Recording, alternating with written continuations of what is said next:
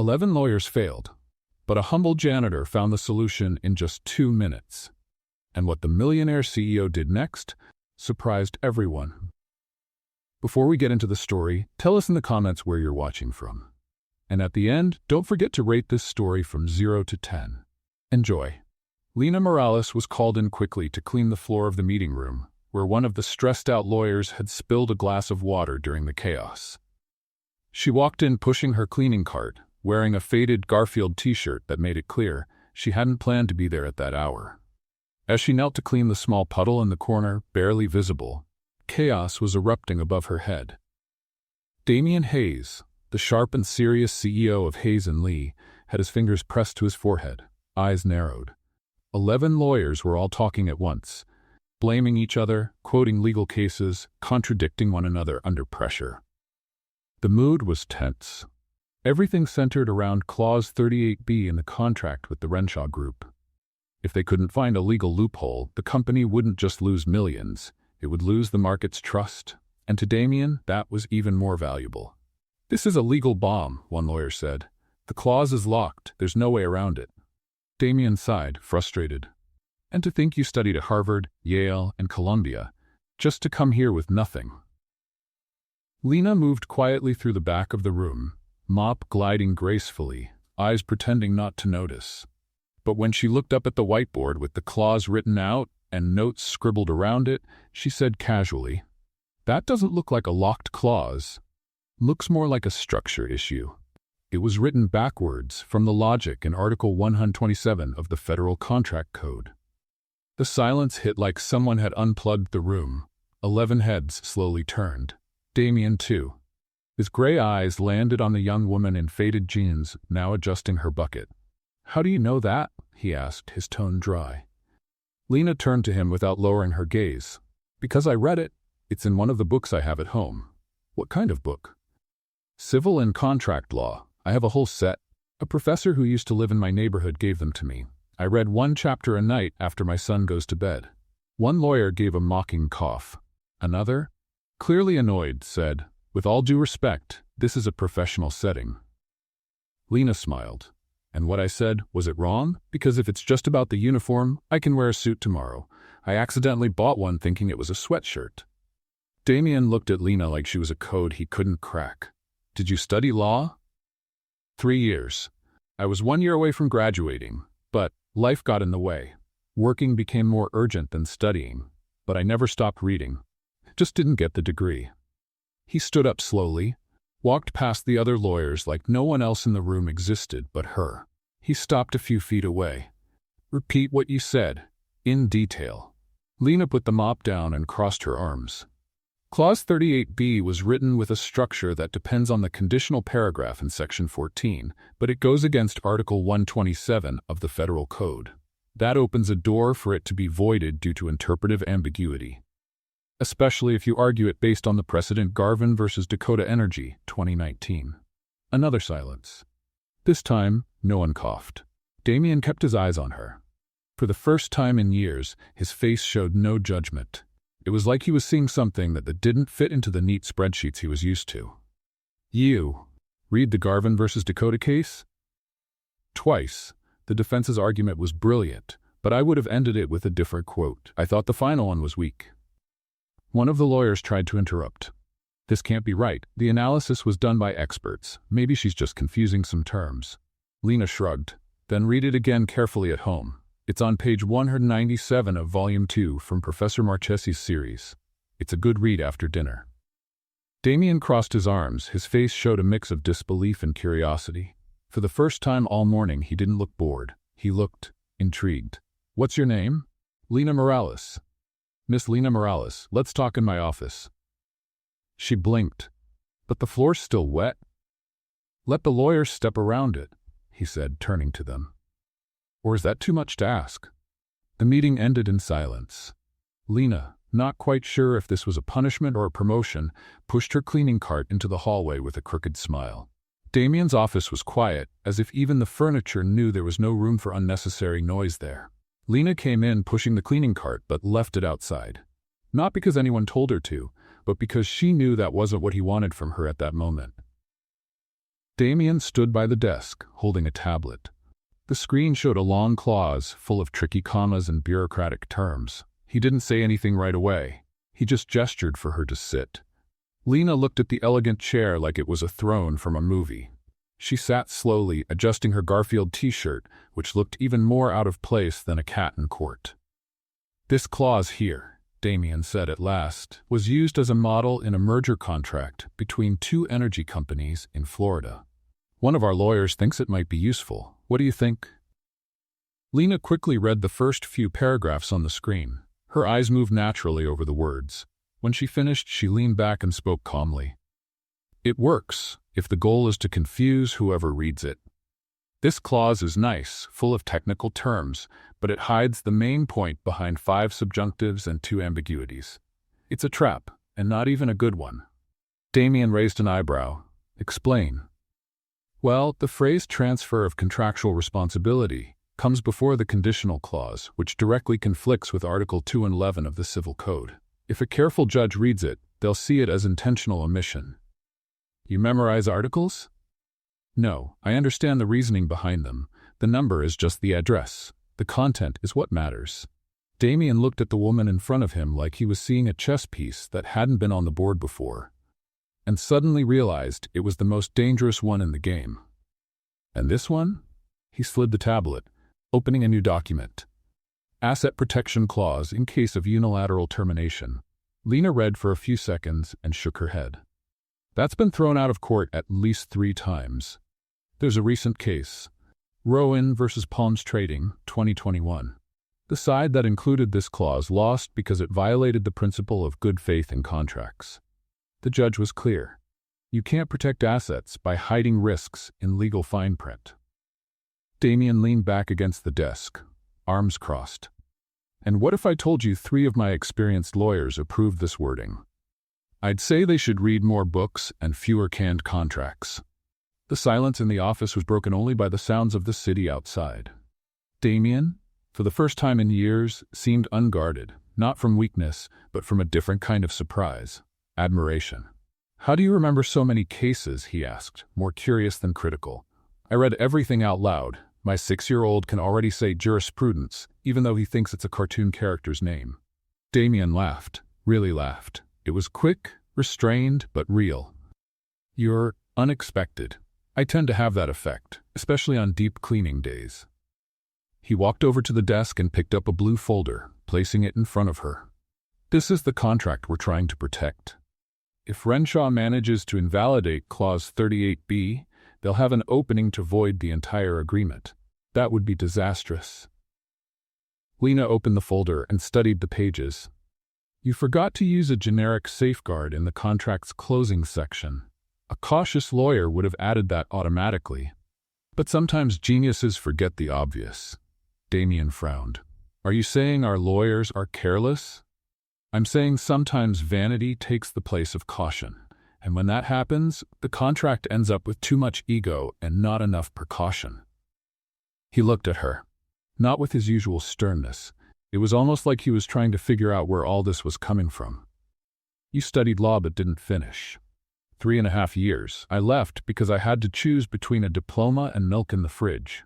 My ex said he wasn't ready to be a father. But the baby came anyway. And books don't cry at night, you know? So I studied when I could, and worked when I had to." Damien nodded, without judgment, just taking it in. "You know you can't act as a lawyer. That's illegal." "I know. I'm not going to sign anything or show up anywhere. But I can think, observe, suggest. That's still allowed." He turned his back to her and looked out the window. The city lights seemed less bright than the mind he had just discovered in his own company. "I need you," he said, still looking out. "But no one can know." Lena crossed her legs, relaxed. "Like a secret agent?" "More like a strategic ally. If anyone finds out I'm taking legal advice from a cleaning staff member, this will turn into a soap opera and an institutional crisis." "So I'll be your cleaner of confidential clauses then." He turned to her. "You in?" She stood up, picked up the bucket, and replied with a slight smile, "As long as I don't have to wear high heels. My uniform says it all." Lena started her new role wearing the same worn-out sneakers as always. The only difference was that now, along with the bucket and rag, she carried a hard-covered notebook where she jotted down lawyers' names, words that sounded complicated, and ideas that came to her while scrubbing floors. Damien had been clear. No one needed to know what she was really doing. Officially, she was still the cleaner for the administrative wing. But in reality, she was much more than that. She was the company's invisible tie, the sharp mind behind a few decisions that even the lawyers couldn't handle on their own. It all started the following Tuesday, when Damien quietly asked her to review an email meant for an outside consulting firm. The content was technical, but vague. Lena read it, scratched her chin, and said, "Mind if I tweak it a little?" Damien shrugged. She sat down, typed quickly, and when she finished, handed the laptop back. The new paragraph read, "Based on the interpretive safeguard clause in the contract signed by both parties and backed by Federal Law Article 64C, we believe the proposed contract revision lacks sufficient basis and, therefore, is not advisable. Sincerely, P.S. If you disagree, we're happy to discuss it over coffee. Just bring cookies." Damien raised an eyebrow. "Cookies?" Technical term to lighten the mood. They'll laugh, but they'll also know you're serious. He didn't say a word, just clicked send. Before long, Lena started receiving quiet little requests. One lawyer would leave a post-it on the door asking, "Does the cross-compensation clause apply to services?" She'd leave a folded note by the coffee machine, "Only if it's clearly stated, and even then, watch out for Article 92B. No one knew who was behind the sharp replies. But suddenly, the mistakes started to shrink. Damien's meetings became shorter and more effective.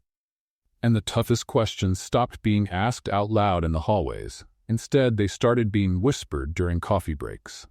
On the third day, Lena sat quietly in the break room writing in her notebook when she overheard two lawyers talking. "Hayes is acting different. More direct, more precise, and the weird part, without our help. Maybe he hired an outside consultant. Or maybe a legal crystal ball." Lena smiled. So far, no one suspected her. But that wouldn't last long. The conflict came one Friday morning when Alexander Rios, young, pompous, and with an ego big enough to need its own ID badge, walked into the back office and caught Lena replying to an email on Damien's computer. "What are you doing there?" She looked at him calmly.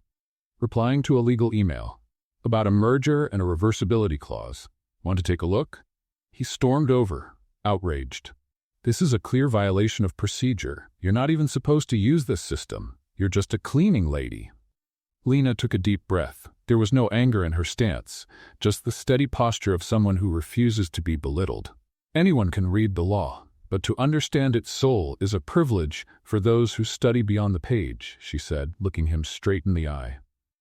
Alexander frowned. "That's not in the code." "No, it's not. It's from the preface of Professor Marchese's book. The same professor who teaches your graduate classes. I took it from his book." The silence that followed was louder than any accusation. From that day on, Lena was informally called the voice in the footnotes. No one knew exactly who she was, but the rumors began to spread. And the fact that Damien kept consulting her, without saying why, only added to the mystery. One afternoon, a sensitive document landed on Damien's desk. It was a letter threatening litigation, written in an aggressive and intimidating tone. He walked into his office and, without calling anyone, handed the letter to Lena. She read it, thought for 2 minutes, and wrote a short reply. Direct, clear, and just the right touch of irony. "We appreciate your concern regarding the potential legal outcomes of this contract. However, we believe there's no reason for legal theatrics or imaginary contractual ghosts. Our team, visible or not, is ready for any move, with respect and without fear." Damien read it and smiled, for the first time in public.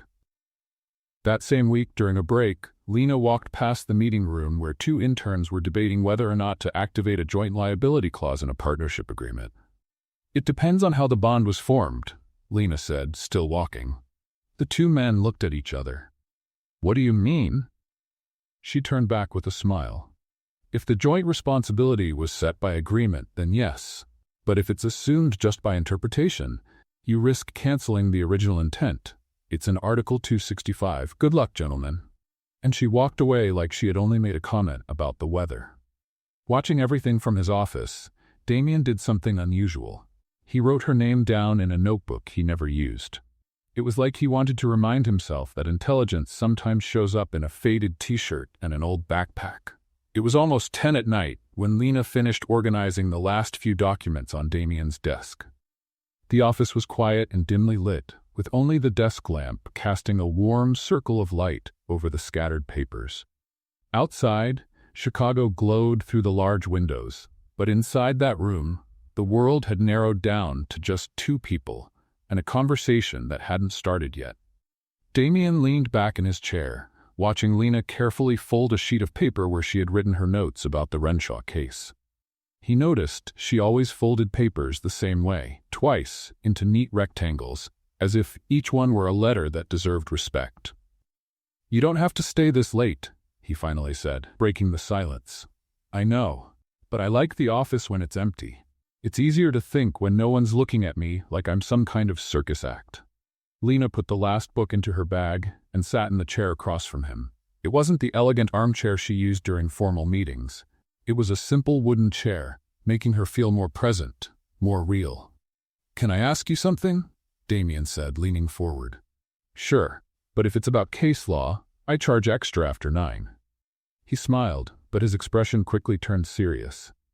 "Why did you study law? I mean, what made you choose that field?"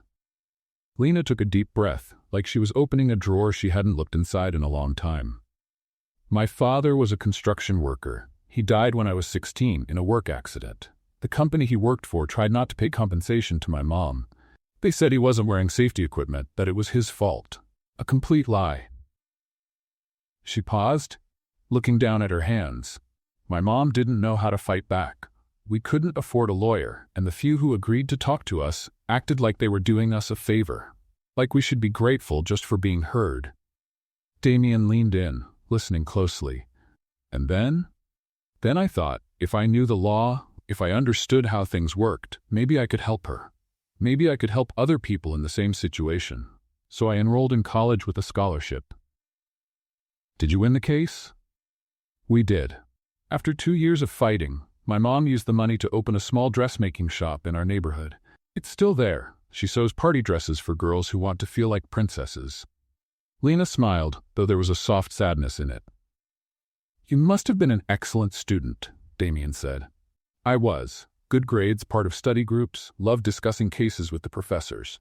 I had a plan. Finish my degree, go to grad school, maybe one day open a legal aid office in my neighborhood." "What happened?" The question hung in the air for a moment. Lena tucked a strand of hair behind her ear, a gesture Damien had already noticed she did when she was collecting her thoughts. "Diego," she said finally. "I met him in my second year. He was studying business, a year ahead of me. Nice smile, easy to talk to, dreams that seemed to match mine. Or so I thought." Damien noticed his own breathing had become more focused. "We dated for a year and a half. I was in my 3rd year when I found out I was pregnant. It was unexpected, but when I told him, I thought we'd face it together. But that's not what happened. He panicked, said he was too young to be a father, that he still had too many plans, and maybe it would be better to take care of the situation another way." Lena paused, looking out the window. "I told him I respected his decision not to be a father, but that I was going to have the baby, and he didn't need to worry because I'd manage on my own." "And did you?" "I had to. I dropped out in the middle of my 3rd year. The scholarship didn't cover daycare, and my mom was already busy with the shop, so she couldn't take care of Miguel all the time. I needed to work." Damien felt something stir in his chest, a mix of admiration and frustration he couldn't quite name. "And Diego?" "She disappeared. Literally. Moved to another city after graduation. I never saw him again. Miguel used to ask about his father when he was little, but he doesn't anymore. I think he understands we're a complete family just the way we are." "And you never thought about going back to college?" Lena gave a quiet laugh. "I did. I thought about it every night when I'd put Miguel to bed and open the books I managed to borrow or buy secondhand at fairs. But then I realized something. I never stopped studying. I just changed the way I did it." She got up and went to the window, looking out at the city lights. "I started going to the neighborhood library. They had a small legal section, but it was complete. Professor Marchesi, the same one I mentioned to Alexander, used to give extra lessons there on Saturdays. When he heard my story, he started lending me books. Lending you books? At first, yes. Then, when he saw I really studied them, took notes, understood what I read, he started giving me the books. He said books are meant to be read, not just sit on a shelf for decoration. Damien got up too, walking over to stand beside her at the window. And you never felt angry about having to give up your plans? Lena turned to him, and for the first time that night, her eyes shone with a different kind of intensity. I did, for a long time. Angry at Diego, at the situation, at myself for falling in love with someone who wasn't ready to build anything serious. But after Miguel was born, she paused, as if she were reliving the moment.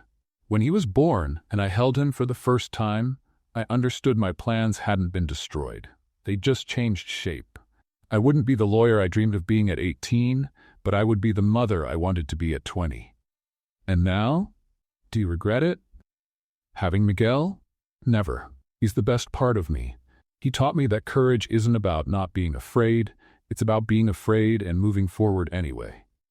Damien watched her profile against the city lights. There was something in Lena he'd never seen before, a kind of strength that didn't come from trying to prove anything to anyone, but from knowing exactly who she was. And you still study? Every night. After he falls asleep, I open my books. I read cases, study legal precedents, follow changes in the law. Not because I have to, because I want to, because it makes sense to me. Even knowing you can't practice? Practicing law is one thing, understanding it is another. And who knows, maybe one day I'll go back to college. Miguel is growing up, becoming more independent. Maybe it'll be time to finish what I started. Damien felt a strange emotion rise in his chest. It was admiration, yes, but more than that. It was like he was standing in front of someone who had turned every obstacle into a step, every fall into a push to climb higher. "You're remarkable," he said, the word coming out with more feeling than he intended. "I'm a single mother who cleans offices and reads legal books in her spare time. Nothing too remarkable about that." "You're wrong.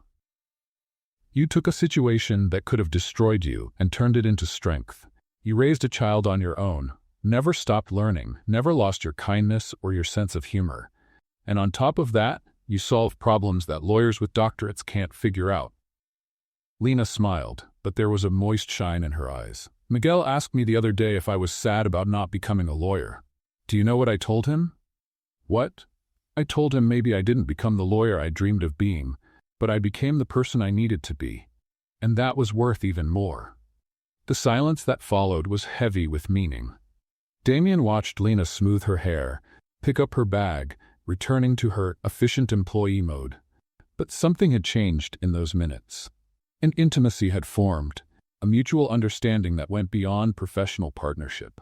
"I need to go," she said. "Miguel goes to bed early, but he likes me to be there when he wakes up in the middle of the night. Sometimes he has nightmares." "Of course. Thank you for sharing that with me." "Thank you for listening." She walked to the door but turned before leaving.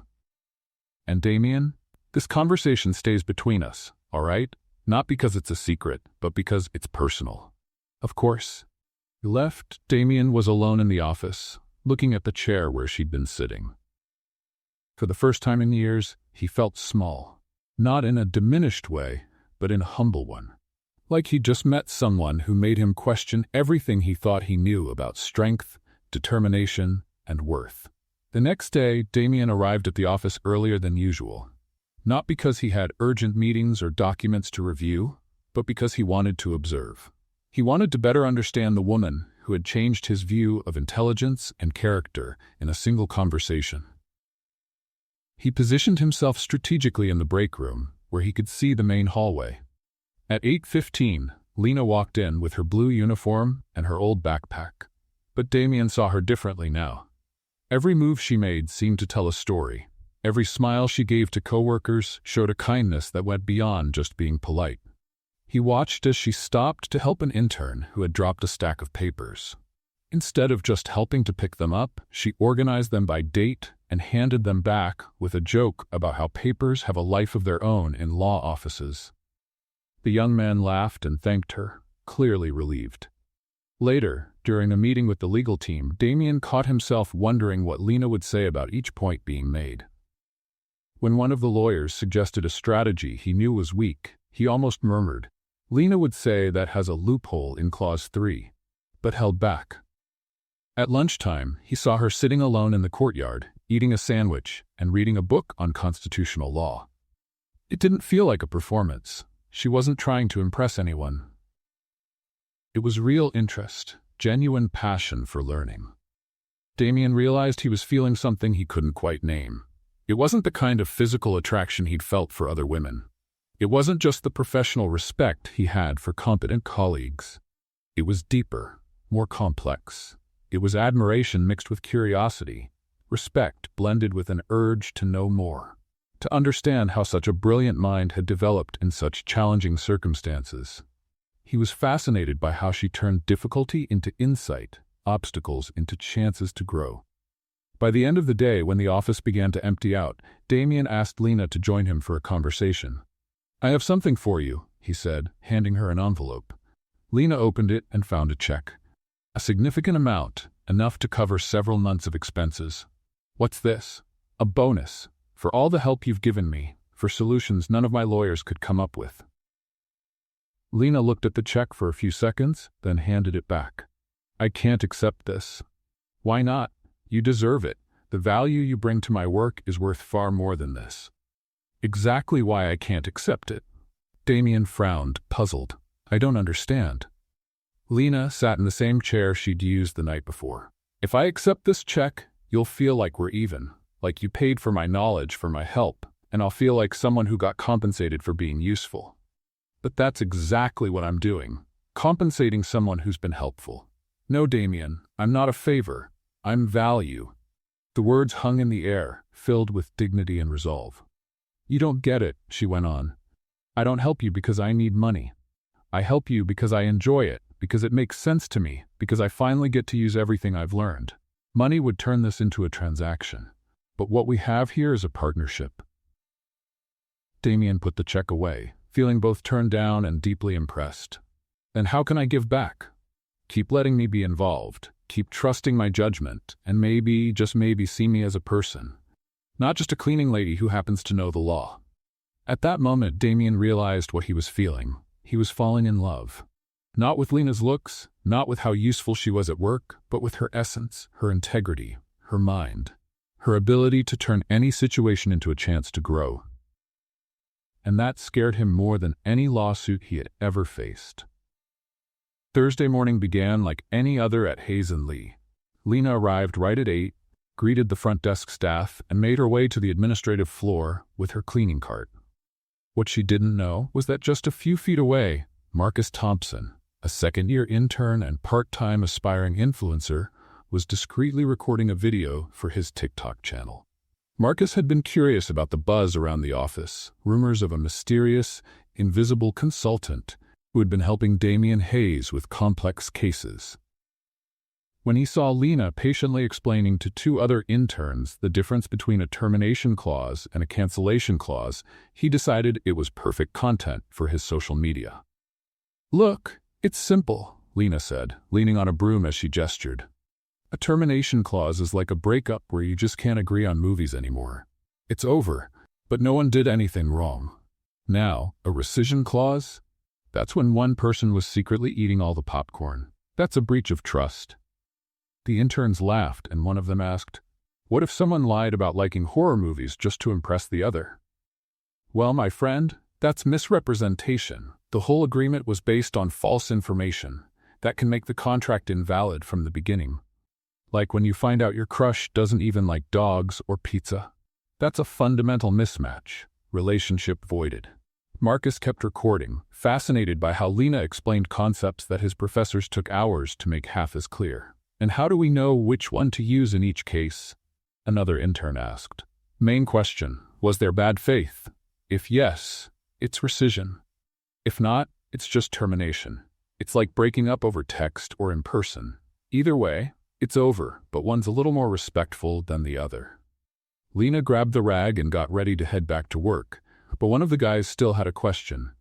What if both people want out of the contract, but for different reasons? Then you've got a mutual divorce with a fight over who keeps the dog. Bilateral termination with a specific division clause.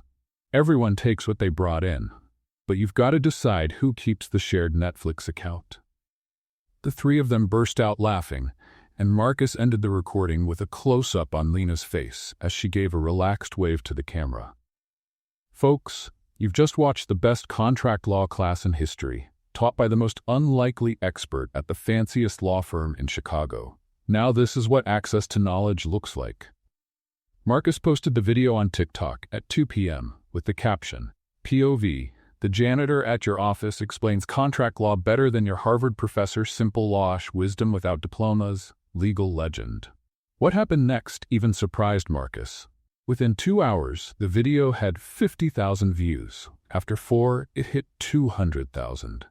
By the end of the day, it had passed 500,000, filled with excited comments from law students, lawyers, and professors alike. This woman explained in 2 minutes what my professor couldn't explain in a whole semester. Does anyone know where she teaches? I'm dropping out of college to study with her. Finally, someone who makes law makes sense. Wait, she's a janitor? How is she better than a Harvard PhD? The video was shared in WhatsApp groups at law schools across the country. It went viral on Twitter under the hashtag JanitorJD, and Instagram lit up with stories quoting Lena's explanations. The legal news site Legal News shared the clip with the headline, Cleaning Staff Member Teaches Contract Law, goes viral on social media. Another outlet, Law for All, ran a full article, The Accidental Educator Who's Changing How We Talk About the Law. But the real explosion happened when the popular page Legal Memes posted an image of Lena holding her broom next to 11 solemn lawyers in robes, with the caption, The Janitor Who Outsmarted 11 Doctors of Law. The meme took off like wildfire. Dozens of versions followed. When the janitor knows more than your lawyer. Plot twist. The smartest person in the office doesn't have a degree. She cleans the floors and your legal arguments. The next morning, Lena arrived at work with no idea what had happened. She was greeted with curious stares, whispered conversations, and a few knowing smiles. She only realized something was up when the receptionist, barely containing her excitement, showed her a phone. Lena, you've gone viral. Over 2 million views. Lena watched the video with an amused look, shaking her head. That Marcus? I always thought he recorded too much. You're not mad. Why would I be? Did I say anything wrong? No, but you didn't ask to be filmed. That's true, but I didn't say anything classified either. And from the comments I'm seeing, people are learning. That's a good thing. When Damien arrived at the office an hour later, there were already 3 calls from journalists waiting, 2 emails from TV producers wanting to interview the viral janitor, and a message from Human Resources asking how to handle the situation.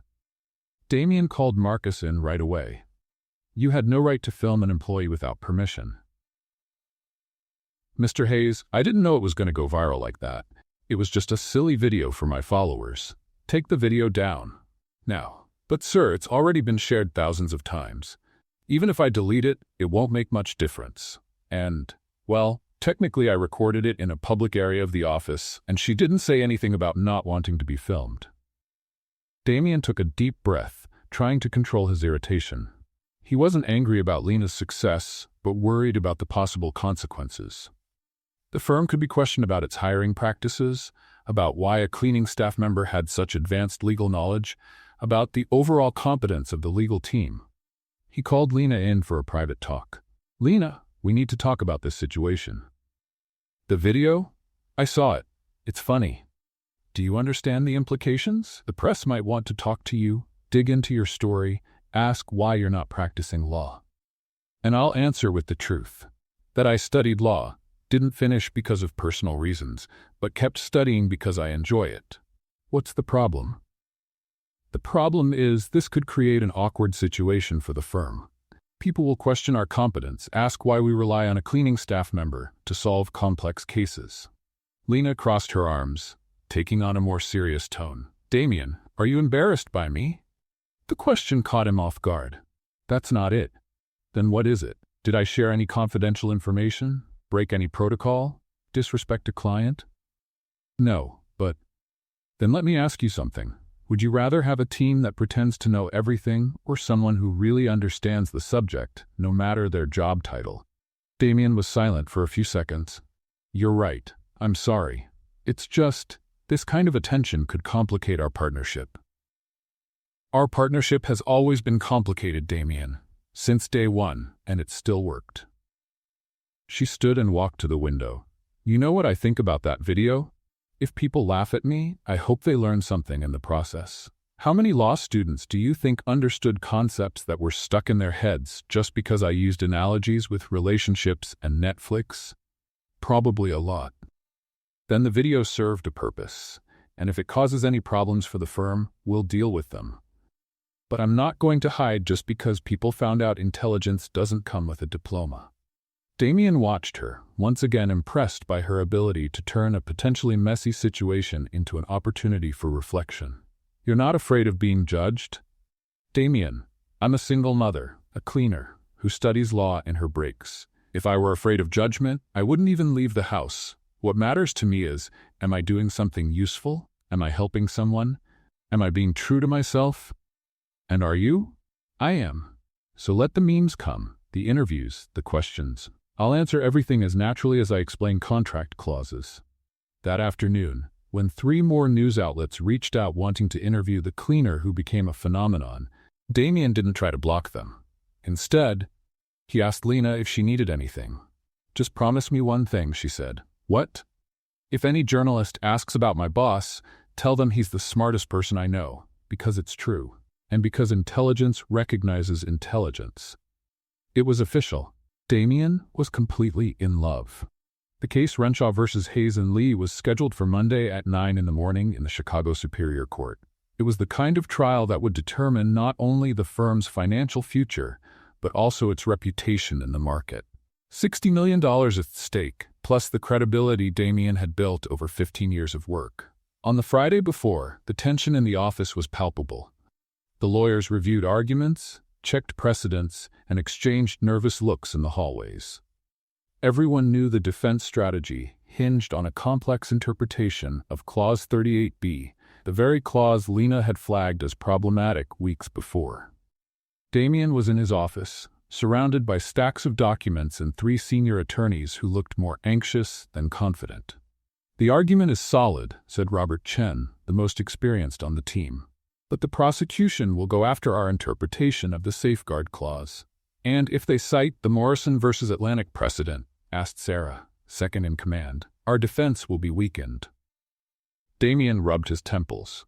He had studied the case for weeks, but something still bothered him. There was a piece of the puzzle that didn't quite fit. That was when Lena knocked on the door. Excuse me, can I come in?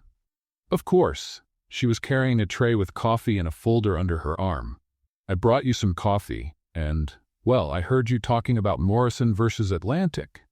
Robert raised an eyebrow. And? You're worried about the wrong precedent. The room fell silent. Lena placed the tray on the table and opened her folder. The Morrison versus Atlantic ruling was partially overturned 6 months later by Hamilton versus Shore Industries.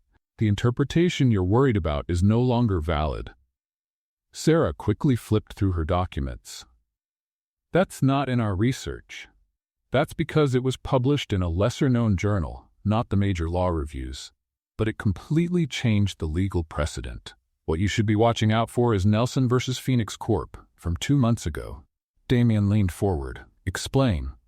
The Nelson case introduced a new way of interpreting ambiguous clauses in merger contracts. If the prosecution cites that case, then yes, you've got a problem. But you also have a solution. She pulled up a chair and sat down between them, spreading papers across the table. In Nelson, the judge used a strictly literal reading of the law, ignoring the historical context.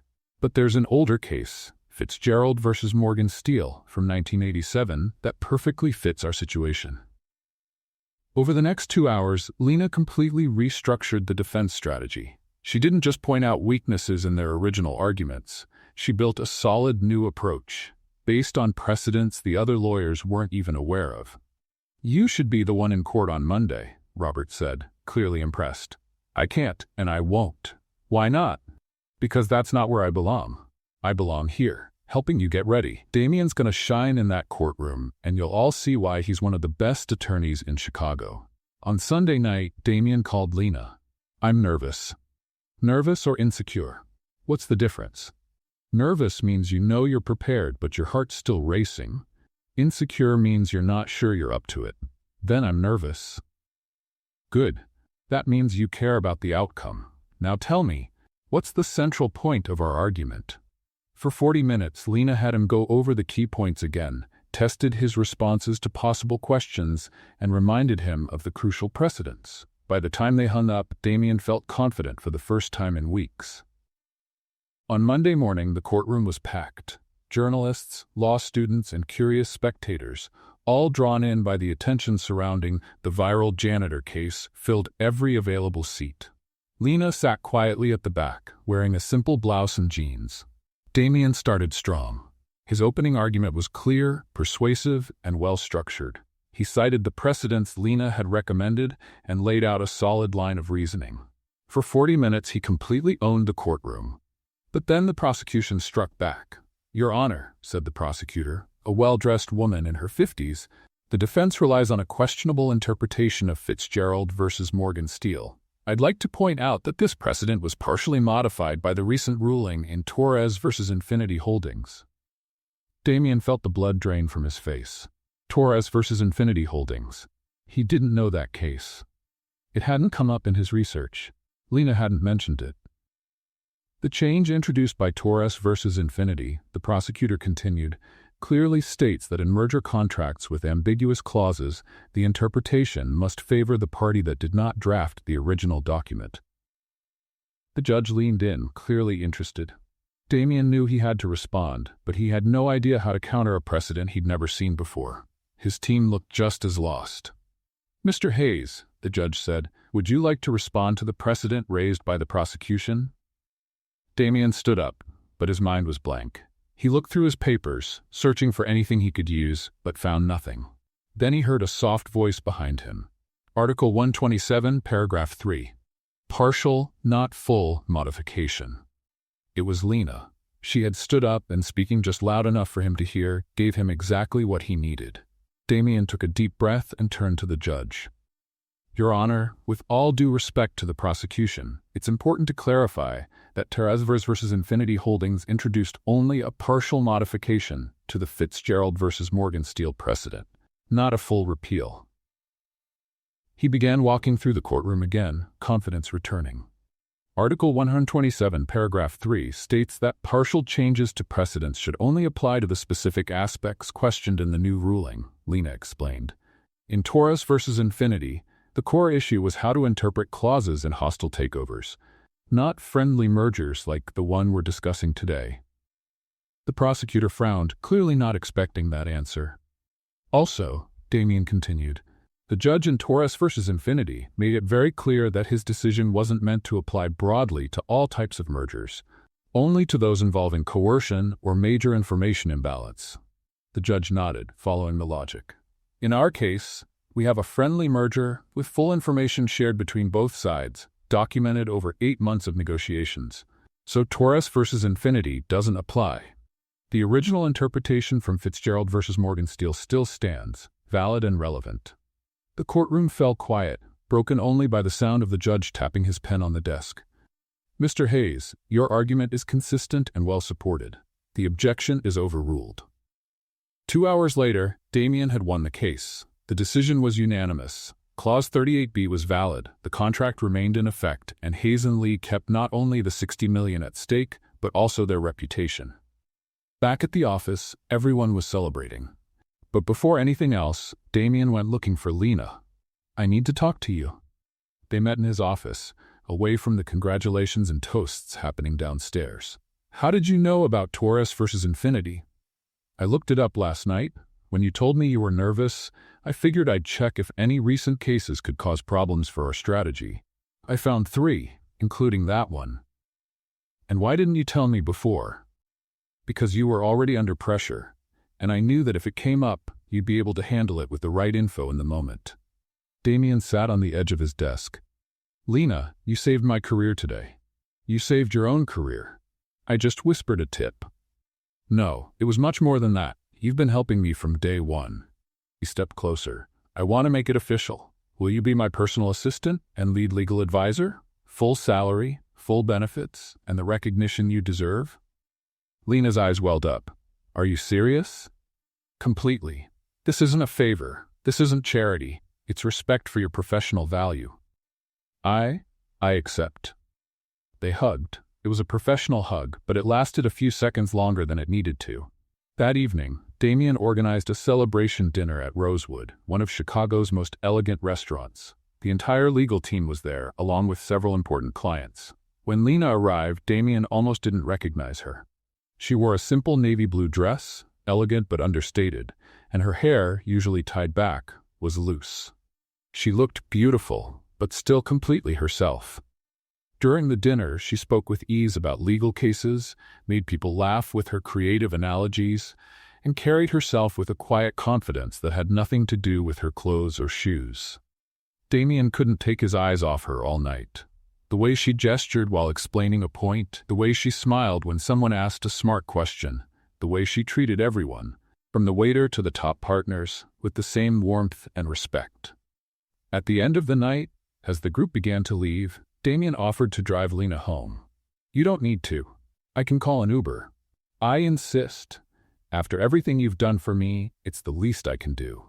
On the way, they talked about the trial, her new role, and a few last details of the case. The conversation flowed easily, with quiet moments that felt natural, not awkward. When they arrived at Lena's building, Damien turned off the engine. Lena! He turned to her. For a moment, they just looked at each other. Something had been building for weeks, an unspoken connection, a quiet pull. Damien leaned in and kissed her. It was gentle at first, uncertain, then deeper. Lena responded, her hands touching his face, lost in the moment. When they pulled apart, both of them were breathless. That was a mistake, Damien said, suddenly tense. What? It shouldn't have happened. You work for me now. This complicates everything. That was inappropriate. Lena stayed silent, taking in what he'd said. Damien, it's best if you forget that ever happened, please. She looked at him for a few seconds, then got out of the car without saying anything. Damien watched her go into the building, knowing he had just made the biggest mistake of his life. The next morning, Damien arrived at the office 2 hours earlier than usual. He hadn't slept well, replaying the moment of the kiss and, most of all, the look on Lena's face when he said it had been a mistake. The way she had looked at him, not angry but with a quiet disappointment that was 1,000 times worse, had haunted him all night. At 9 a.m, when Lena arrived for work, she found a bouquet of white roses on her new desk. A real desk, with drawers and everything, on the administrative floor. It was an elegant, expensive arrangement, the kind that cost more than her previous week's salary. The card attached simply read, I apologize for my inappropriate behavior yesterday. D.H. Lena looked at the flowers for a few seconds, then calmly walked to Damien's office. He was on the phone, but ended the call when he saw her come in carrying the bouquet. Lena, they're very pretty, she said, setting the flowers on his desk. But I'm allergic. Allergic to roses? Allergic to expensive scented apologies. She left a small folded note next to the bouquet and walked out before he could reply. The note read, Next time you want to apologize, try talking. Flowers die in a week. Honest words last forever. Over the next few days, Damien tried to approach her in more subtle ways. He left a coffee from her favorite neighborhood cafe on her desk, a small local place near where she lived, very different from the office's gourmet coffee. Lena thanked him politely, drank it, but made it clear that professional courtesy didn't erase personal discomfort. When he offered to help organize the legal library she had requested for her new office, Lena replied, Thank you, but I'll manage. I always have. There was no hostility in her voice, just a firm setting of boundaries that hadn't existed before that unresolved kiss. On Wednesday, Damien tried a different approach. During a meeting about a new case, he asked for Lena's opinion in front of the entire legal team. Our new advisor certainly has a valuable perspective on this issue, he said, looking directly at her. Lena answered with perfect professionalism, gave precise suggestions, and helped resolve a deadlock that had stalled the discussion for 2 hours. But when the meeting ended and the other lawyers left praising her contribution, she turned to Damien. "Don't use my work to try to fix what broke outside of it. That's not what It is, and you don't need to.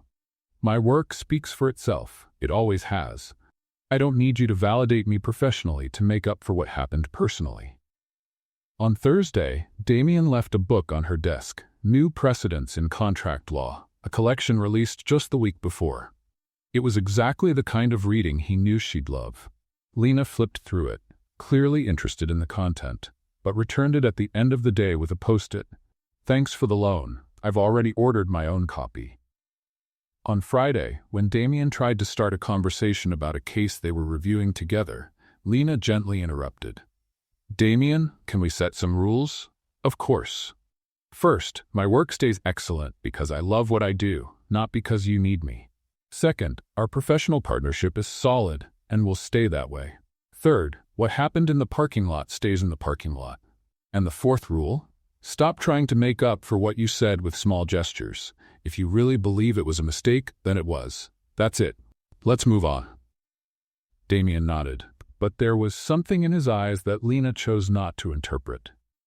Over the weekend, Miguel was playing in the living room when he saw the same black car outside that had dropped his mother off the night before. "Mom, the flower man is down there again." "The flower man?" "The one who sent the white flowers you gave back. The same one who brought you home after the fancy dinner." Lena went to the window. Damien was standing next to the car, looking at the building, but not daring to come up. "Miguel, come here." The boy came over, curious. "This man, is he your friend or your boyfriend?" Lena smiled, brushing her son's hair back. "Why do you want to know?" "Because if he's your friend, you should invite him up. Grandma always says friends are welcome, but if he's your boyfriend..." "If he's my boyfriend, what? Then you have to decide if you really like him or if he's just confused. Because a confused boyfriend makes you sad, and I don't like it when you're sad." Lena hugged her son, amazed by the wisdom of a 6-year-old. "And what do you think he is?" Miguel thought for a few seconds, watching Damien through the window. "I think he's a friend who wanted to be a boyfriend but got scared. Like Pedro in my class, he likes Sophia but pretends he doesn't, because the other boys would laugh at him." "You're very smart, you know that?" "Grandma always says that. She also says grown-ups can be sillier than kids sometimes." Lena laughed, still watching Damien down on the street. "You know what?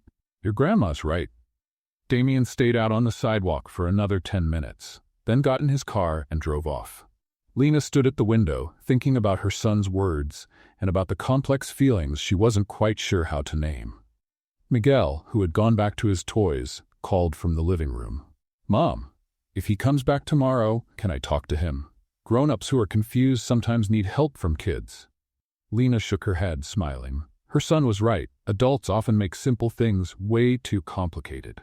The next Monday, Damien showed up at Lena's desk with an unexpected proposal. "Want to have lunch outside? I need to talk to you about a case, but away from the office." Lena looked at him, sensing something different in his manner. He seemed less guarded, more human.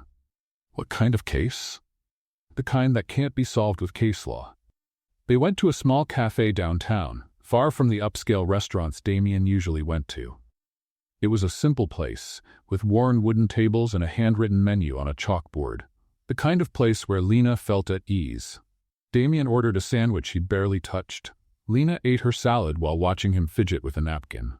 "So," she said after a few minutes of silence, "what kind of case has you this unsettled?" "I'm the case." She stopped eating and waited. "Lena, I don't know how to handle what I'm feeling." "And what are you feeling?" Damien took a deep breath as if preparing for a courtroom confession. "Ever since you came into my life, everything's changed. The way I work, the way I think, the way I exist. And that scares me." "Why does it scare you?" "Because I've never felt this way before. I've never admired someone so much. I've never wanted so badly to be near someone, to hear what they think, to understand how they see the world." Lena set her fork down and gave him her full attention. "Are you confused because you fell in love or because you fell in love with me?" The question caught him off guard. "What's the difference?" "The difference is that maybe you're not used to women who don't need you." Just the real you. Damien frowned. What do you mean? The women you've known before. They needed your status, your money, your influence. I don't need any of that, and that leaves you with no reference point, doesn't it? He sat in silence for a few seconds, taking in her words. Maybe you're right. It's not a maybe. You've spent your whole life being needed by people for the wrong reasons. With me, you're just you, Damien. Not the CEO, not the wealthy guy, just the smart man who asks good questions and sometimes laughs at my bad jokes. Your jokes aren't bad. Yes, they are, but you laugh anyway. They both smiled, and the tension in the air softened a bit. So that's it, Damien said. I'm confused, because you make me feel both unnecessary and essential at the same time. Exactly. You don't have to be anything but yourself, and that terrifies you. It does, because it means if you like me, it's for me, and if you don't, it's also for you. Damien nodded, recognizing the clear, sharp truth in her words. And about the kiss, he said, finally bringing up the thing that had lingered between them. I really believe it was inappropriate. You work for me now, and I don't want you to feel pressured or uncomfortable. Lena tilted her head, studying him. Then maybe you should think a little more before going around kissing people. Or did you kiss me out of admiration? No, I kissed you because, in that moment, I couldn't imagine anything more right in the world. And after that, fear took over. Fear of making things complicated, of losing you as a colleague, of, I don't know, not being enough. Lena leaned back in her chair, a soft smile on her lips. Damien, you're many things. Smart, dedicated, sometimes as stubborn as a mule. But not enough? Never. Then why do I feel like I am? Because you're learning how to be with someone who doesn't want anything from you except your company. That is scary. They finished lunch talking about work, but something had shifted between them. There was a new sense of understanding, a kind of honesty that hadn't been there before. When they returned to the office, Damien walked with her to her desk. Lena, can I ask you something? Sure. Do you feel anything for me? She looked at him for a few seconds. I'm sorry, but I'm confused too, and unlike you, I don't have the luxury of kissing someone and calling it a mistake afterward. When you figure out what you really want, let me know. Until then, we're colleagues. Good colleagues. That night at home, Lena was quieter than usual. Miguel was already asleep, and she was helping her mother, Carmen, fold laundry in the living room. You seem different, Carmen said, watching her daughter. Different how? Sad. Not the kind of sad that makes you cry, but the kind that comes from thinking too much. Lena smiled. Her mother always had a way of reading her moods with surgical precision. I'm okay, Mom. Just working through some changes. What kind of changes? Work. Personal stuff. A little of everything. Carmen stopped folding clothes and sat next to her daughter. Talk to me. Work is going great. Better than I expected. I got the position I always wanted. I'm doing what I love and I'm getting paid well. But my boss is complicated. Complicated how? Lena sighed. He's smart, respectful, he values me professionally, and I feel something for him. And him? Does he feel something for you? I think so, but he keeps going back and forth. He calls his own feelings a mistake. Carmen nodded as if everything suddenly made sense. Oh, I see. He's one of those men who don't know how to handle a strong woman. That's not it, Mom. He admires my strength. The problem is, I think it makes him insecure. And you? How do you feel? Confused. Because I care about him, but I don't know if he really wants me or if he just admires me. And I'm not sure I want to get involved with someone who doesn't even understand his own feelings. Carmen hugged her daughter. Sweetheart, sometimes men take longer to figure out their hearts. Not because they're dumb, but because they're raised to believe that feelings are weakness. So what should I do? You keep being yourself. If he's smart, he'll realize he found something rare. And if not, that's his loss. You've already proven you don't need anyone to be happy. Lena smiled, feeling just a little lighter. Thanks, Mom. You're welcome. And Lena, even if you're feeling unsure, you're glowing. That means something. That night, Lena fell asleep thinking about her mother's words, and about that conversation with Damien. Maybe Carmen was right. Sometimes you just have to be who you are, and let the rest unfold on its own. In the days after that lunch conversation, Damien did exactly what Lena expected. He pulled away. He went back to being the distant, composed CEO, speaking to her with the kind of cold professionalism he'd mastered over the years. In meetings, he referred to her as Ms. Morales. In the hallways, he nodded politely but didn't stop to talk. It was as if the honesty of that lunch had scared him so much that he hid behind the same business armor he'd worn for 15 years. Lena noticed right away and responded the only way she knew how, with dignity. If he wanted distance, she gave him distance. If he preferred formality, she would be perfectly formal. But she also started pulling back from the informal support she'd been giving him. When Damien left documents on her desk with post-its asking for input, she replied by email.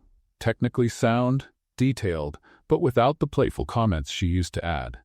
When he tried to start a conversation about a case, she answered clearly and professionally, and got right back to work. The change didn't go unnoticed in the office. Sarah told Robert the vibe between the boss and his new advisor had turned strangely formal. Marcus, still proud of having spotted Lena's talent, noticed she wasn't cracking jokes during her legal explanations anymore. On Thursday, Damien was reviewing a contract when he realized he needed Lena's opinion on a specific clause. Instead of walking over to her desk like he used to, he sent a formal email asking for written feedback. Her reply came 15 minutes later. 3 technically perfect paragraphs, completely impersonal. It was exactly what he'd asked for, but missing the spark he had grown to value in her work. That night, alone at home, Damien found himself searching for Lena on social media. Not something he normally did, but his curiosity got the better of him. Her profile was simple, with just a few photos, but each one told a story. There was a video of Miguel from a few months earlier trying to say the word jurisprudence while Lena laughed in the background. Another showed her explaining a health insurance contract to an elderly neighbor, using cake recipe metaphors. One photo had her sitting in the local library, surrounded by old law books, with Miguel asleep in her lap. It was a world completely different from his own. A place where knowledge was shared freely, where intelligence was used to help, not to compete. A place where she wasn't just respected, but loved. On Saturday, driven by something he couldn't quite name, Damien drove to Lena's neighborhood. He didn't have a specific plan, just an inexplicable need to better understand her world. He stopped in front of a small nonprofit called Hope Community Center. Through the window, he saw Lena sitting at a round table, surrounded by several people. She was gesturing animatedly, explaining something while the others took notes. Damien watched for a few minutes. There was something about Lena's posture there that he had never seen at the office. A natural ease, a genuine joy. She wasn't performing professionalism. She was simply being herself. He took a deep breath and went inside. The group stopped talking when they saw him. Lena looked up, clearly surprised. "Damien, what are you doing here?" "I was driving by and saw you here." A blatant lie, and they both knew it. "This is Damien Hayes," Lena told the group. "My boss." "The famous boss from the legal viral video," said an older woman, smiling. "I'm Mrs. Rosa." Lena was explaining rental contracts to us. Damien greeted everyone politely, but his eyes kept returning to Lena. Can I talk to you for a minute?" They stepped to a corner of the room. "Seriously, what are you doing here?" Lena asked, but without hostility. "I wanted to understand." "Understand what?" "How you do this. How you are you, all the time." Lena studied him for a few seconds. "Damien, you drove 40 minutes to get here just to ask me that?" "Maybe." "Why?" He looked at the group, who had resumed their discussion, then back at her. "Because this week I went back to being who I've always been, and I realized I don't like that person anymore. And what do you expect me to do about that? Will you let me learn from you?" The question came out sounding more vulnerable than he intended. Lena was silent for a moment, then smiled for the first time in a week. "That depends. Are you willing to listen to Mrs. Rosa explain why her apartment lease is unfair, even if it takes 2 hours?" "I am." "And to help Mr. Carlos understand why the auto shop can't charge him for work he didn't approve?" "I am. And to do it without feeling superior to anyone here?" Damien looked around, seeing for the first time not people needing help, but people with knowledge and experience in things he had never imagined. "I'm willing to try." Lena nodded. "Then have a seat." Mrs. Rosa was just telling us how she figured out on her own that she was entitled to compensation no lawyer wanted to calculate for her. Damien sat down and, for the first time in years, stayed quiet to learn instead of teach.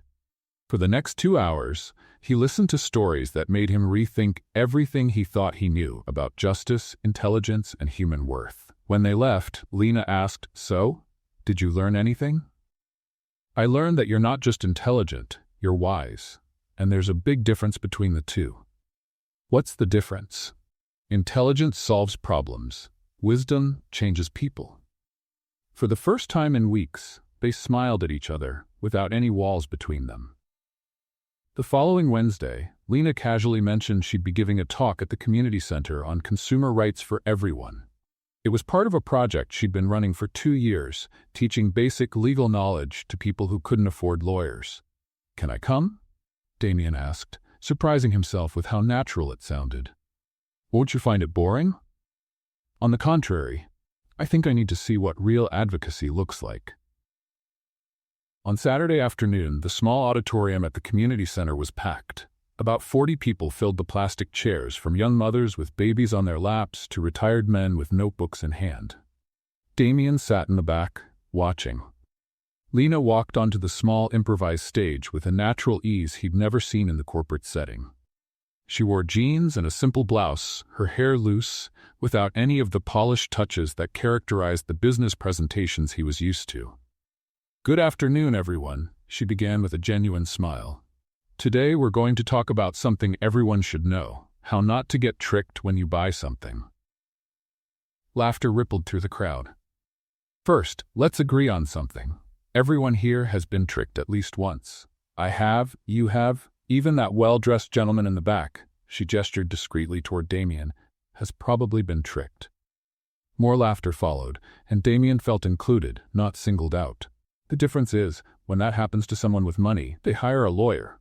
When it happens to people like us, we get upset, tell our friends, and that's it. We accept the loss. An older woman raised her hand. "But Lena, lawyers are expensive. What are we supposed to do?" "Mrs. Maria, that's exactly what I'm here to talk about today. You don't need a lawyer for everything. What you do need is to know your rights." For the next hour, Lena explained complex concepts using everyday examples. She talked about warranties by comparing them to relationships that don't work out, about abusive interest rates by comparing them to loans between friends, and about misleading contracts using recipes that hide ingredients as a metaphor. Damien watched, fascinated by how she translated legal jargon into plain, relatable language without losing technical accuracy. More importantly, he noticed how people saw her, not as someone superior doing intellectual charity, but as a true ally. When a young man asked how to dispute a wrong charge, Lena didn't just explain the steps. She wrote a sample letter on the board and gave tips on tone and how to build a good argument. "Education is the one kind of power no one can take away from you," she said, as she ended the session. "And knowing your rights is part of that education. Don't let anyone tell you this is too complicated for you to understand.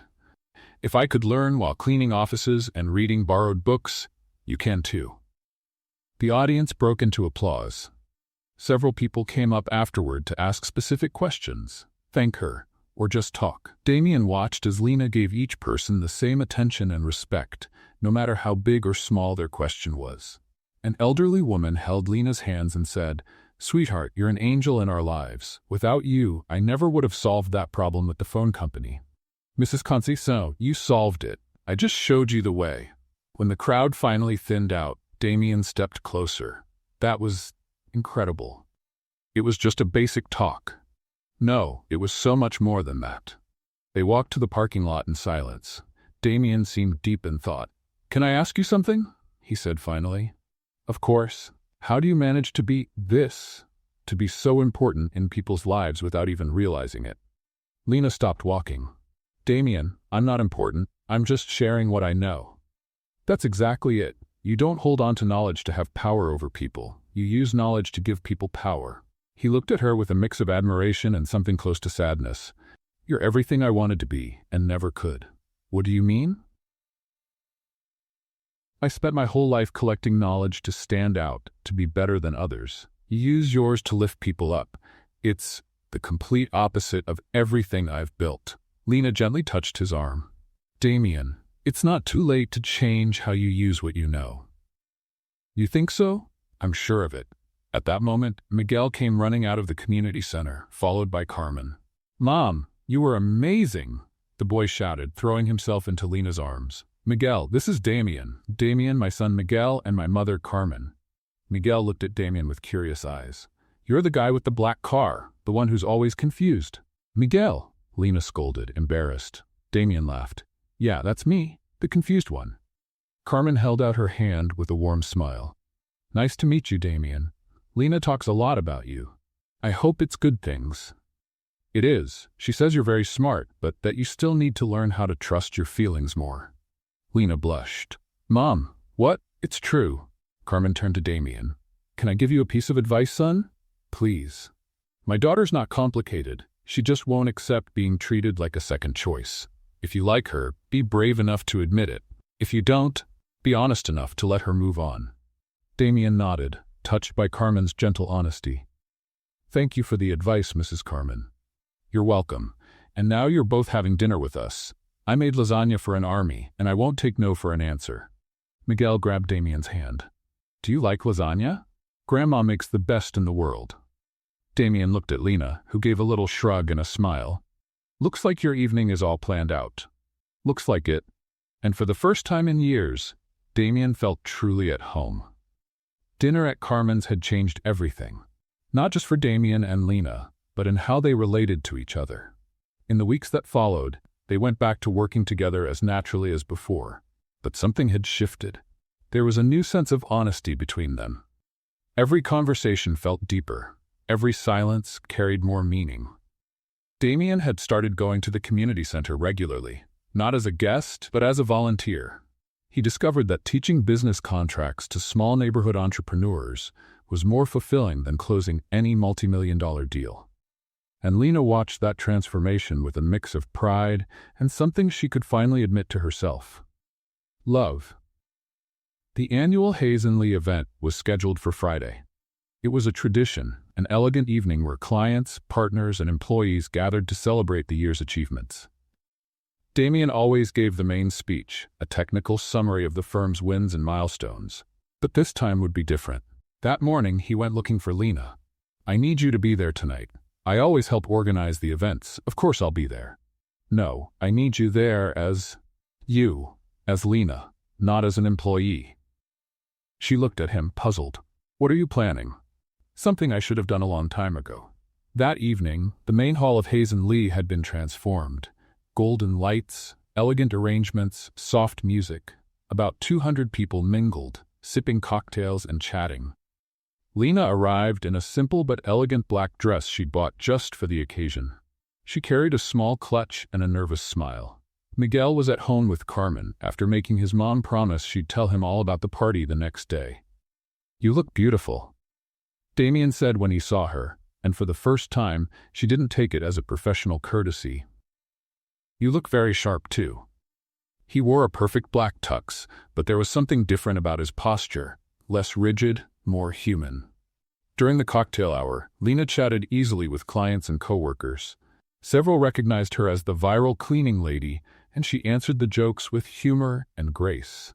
Damien watched from a distance, noticing how she turned every interaction into something real. Sarah, the firm's second-in-command, walked up to Lena. Can I confess something? When I heard Damien had promoted you, I was skeptical. I thought it was just a PR move after the video went viral. And now? Now I understand why he says you're the smartest person in the office, and why he's been acting so different. Different how? More human, happier, more himself. When it was time for the speech, Damien stepped up to the small stage at the front of the room. He tapped his glass gently to get everyone's attention. Good evening, everyone. Thank you for joining us once again. The room quieted, expecting the usual talk about numbers and accomplishments. Every year, I come up here to talk about our wins, about the cases we've won, the clients we've gained, the goals we've surpassed, and every year you politely listen as I go through statistics and thank everyone for the team effort.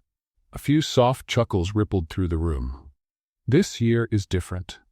Because this year, I learned something that completely changed how I see success.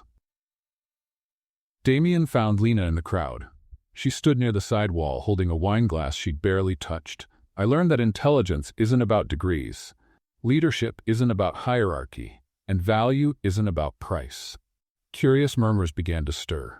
You all know this has been the best year in our firm's history. 68 cases won, 200 million in contracts closed, expansion into 3 new states. Impressive numbers. He paused, eyes still locked on Lena. But none of that happened because I'm some kind of business genius. It happened because I met someone who taught me to see beyond the numbers. Someone who showed me that real law doesn't always happen in boardrooms with city views, but in community centers where everyday people learn about their rights. The room was now completely silent, everyone listening closely. This person taught me that knowledge is only power when it's shared, that intelligence only matters when it lifts others up, and that the greatest success isn't winning a $60 million case, it's helping a 70-year-old woman understand why she doesn't have to pay for a service she never signed up for. Damien stepped off the stage and began walking toward Lena. People stepped aside, creating a path. Lena Morales taught me that intelligence doesn't wear a suit, that wisdom doesn't have a permanent address, and that love can't be bought, bargained, or controlled. Love is recognized, respected, and built every single day. He stopped in front of her. Lena's eyes were filled with tears. She clearly hadn't expected such a public declaration. That's why, in front of all of you, I want to make 2 proposals. Damien turned slightly so he could include the audience, but his eyes stayed on Lena. First proposal. Lena, will you be my official partner? Not just an advisor, but a full partner at Hayes & Lee?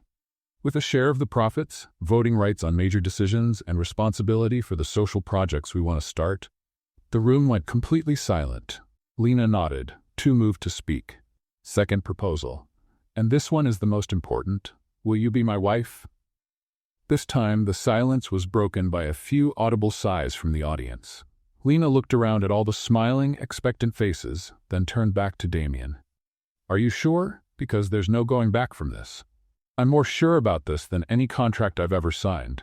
She smiled, the tears finally falling. I accept both proposals, but I need to set one condition. What is it? No expensive flowers to try to impress me. If you want to give me something special, I want a library. A real library with comfortable chairs and space for Miguel to study. Damien laughed, taking her hands. Deal. A library, chairs, and anything else you want. He kissed her, and this time there was nothing inappropriate or confusing about it. It was the right kiss at the right moment, in front of the right people. The audience burst into applause and cheers. Sarah was crying. Robert was smiling like he'd just won an important case. Marcus was already filming everything for social media. When they pulled apart, Damien whispered in Lena's ear, There's one more thing I want to propose. What is it? I think you should finish law school. Lena pulled back slightly, surprised. Damien, I don't need a diploma to.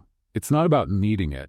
It's about you deserving to have official recognition for what you already know. And because I want you to have every possible option. But what about the time? The work? Miguel? We'll figure it all out.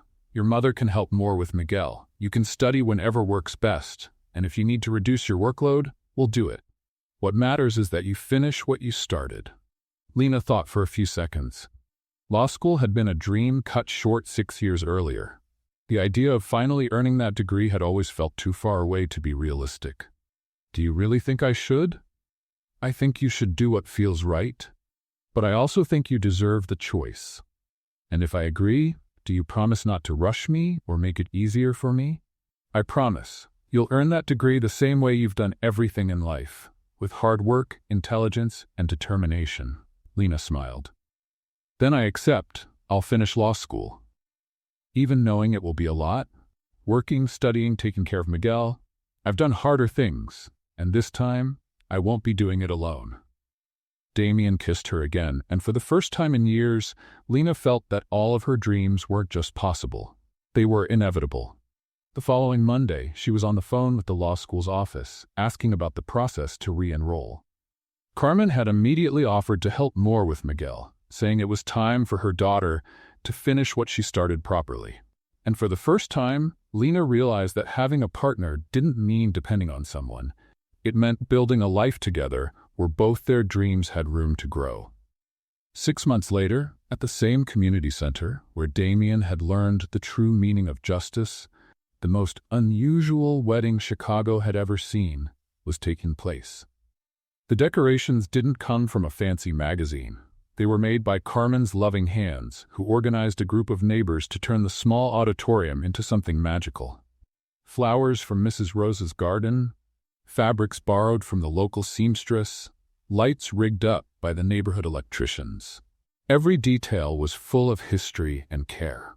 The plastic chairs were decorated with colorful fabric ties. The altar was a simple table covered with a hand-embroidered cloth made by Miguel's grandmother. Instead of an expensive catering service, there was a community table where every family brought a special dish. Damien arrived early, adjusting the simple suit he'd chosen so he wouldn't look out of place. He watched the final preparations with a smile that Sarah, his former employee and now friend, would later describe as like he'd finally found his place in the world. The guests were an unlikely mix. Lawyers from the firm sitting next to cleaning staff, wealthy clients chatting with retired neighbors, law students laughing with kids from the community. Marcus, of course, was recording everything so he could create what he already knew would be the most viral wedding video in American legal history. When the simple music began to play, a playlist Miguel had helped put together, Damien took his place at the makeshift altar. For the first time in years, his hands weren't shaking from nerves. He was exactly where he wanted to be. The door opened, and Lena walked in arm in arm with Miguel. She wore a simple white dress, bought at a neighborhood store and tailored by the local seamstress. Her hair was down with a single fresh flower, a sunflower that Miguel had insisted on, saying, "My mom shines like the sun." Miguel wore a little navy blue suit that made him look like a tiny lawyer.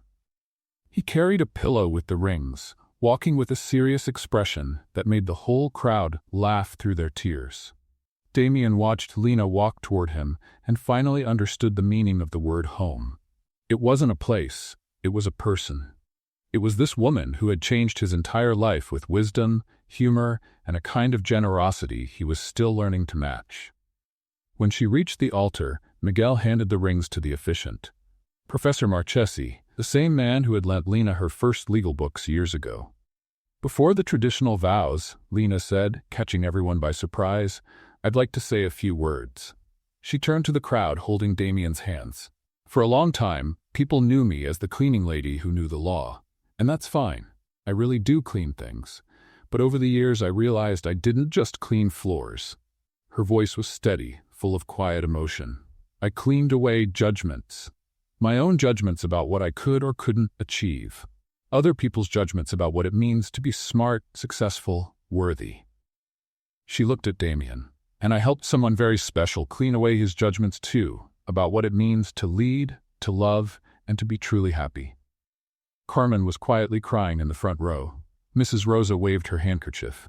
Sarah and Robert exchanged emotional glances. When it was time to exchange rings, Miguel walked solemnly up to Damien and whispered something that the microphone picked up. "Now you're our assistant too, okay?" The crowd burst out laughing.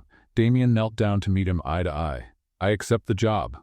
But can we talk about the salary?" "Sure. But I don't take money. Only ice cream and trips to the park." "Deal." They sealed the agreement with a formal handshake that made everyone laugh again. When they finally kissed as husband and wife, it was under a shower of flower petals brought in by the neighborhood kids. The kiss was long, sweet, and filled with promises that didn't need a contract to be kept. As the party kicked off with music, homemade food, and stories spreading from table to table, Lena and Damien stepped aside for a moment to take it all in. "Any regrets?" he asked, joking. "Marrying you? Never. Doing it in a place where everyone's going to have opinions about our life? Still no." "Why not?" "Because now they're our family, and family looks out for each other." Damien kissed her again, knowing he had found not just a wife, but a whole new way to live. A life where intelligence was measured by how deeply you loved, success was measured by how much you helped others, And happiness was as simple as sharing ice cream with a 6-year-old boy who had just gained a stepfather willing to be his assistant. What did you think of Lena and Damien's story? Leave your thoughts in the comments. On a scale from 0 to 10, what score would you give this story? Subscribe to the channel and click the bell to keep up with all our stories, and check out more touching stories right here on the final screen.